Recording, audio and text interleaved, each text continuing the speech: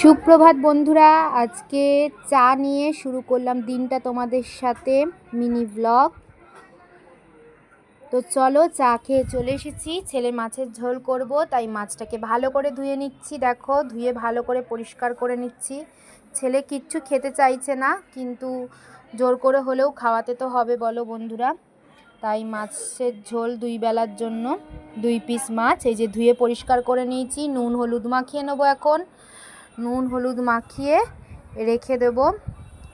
তারপর এদিকে কড়াইটাকে ভালো করে গরম করে নেব। কড়াইটা দেখে নিচ্ছ গরম হয়ে গেছে। এবার তেল দিয়ে দিলাম। তেলটাকে গরম করে মাছটাকে ছেড়ে দিলাম। কড়াই যত গরম থাকবে মাছ ভাজা ভালো হবে। তো এদিকে মশলাটা করে নেব। জিরের গুঁড়ো, ধনের গুঁড়ো, নুন আর হলুদ, এই 4 রকমের গুঁড়ো মশলার একটু জল মিশিয়ে ভিজিয়ে রেখে দেবো। তাহলে ভেজানো থাকলে কি হয়, ভেজানো থাকলে মশলাটা ভালো হয়। একটু ভিজিয়ে রেখে দেব। এদিকে দেখো মাছ ভাজাটা আমার হয়ে গেছে। আর মাছ ভাজা হতে হতে এদিকে আমি সবজি কেটে নিয়েছি। আলু, পেঁপে, টমেটো আর 8খানা কাঁচা লঙ্কা। এই ছেলের মাছের ঝোলে আমি দিই। মাছের ঝোলের রেসিপি তো আমি এর আগেও শেয়ার করেছি। তো চলো, এখন একটু জিরে দিয়ে দিলাম। গোটা জিরে ফোড়নে দিয়ে দিলাম। তেলে গোটা জিরে ফোড়ন দিয়ে দিয়েছি। আর এদিকে টমেটো স্লাইস করা কাটা টমেটোটা দিয়ে দিয়েছি। এদিকে কাঁচা লঙ্কা চিড়ে রাখা, এটাও দিয়ে দিলাম তেলের মধ্যে। এবার আমি টমেটোটা দেখো নরম হয়ে গেছে। এখন আমি আলু আর পেঁপেটা দিয়ে দেবো। আলু আর পেঁপেটা দেব, আর তাতে দেব একটু নুন দেব পরিমাণ মতন, আর একটু হলুদ দেব পরিমাণ মতন। নুন হলুদ দিয়ে ভালো করে মিশিয়ে এখন আমি এটা ভাজা করার জন্য ঢেকে দেবো। একটু ঢাকনা দিয়ে ঢেকে দেবো, তাহলে ভাজাও হবে আবার নরমও হবে কিছুটা।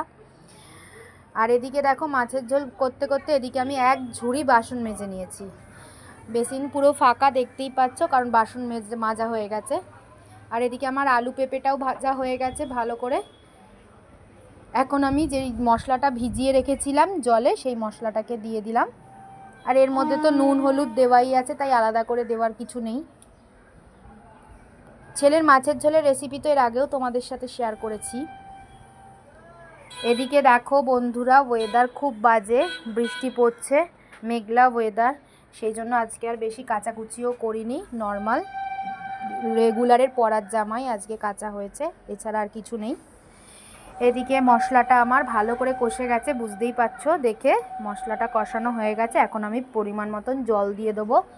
জলটা মাপ করে দেব, কারণ 2 বেলা মাছের ঝোল তো, তাই মাপ করে জলটা দেব।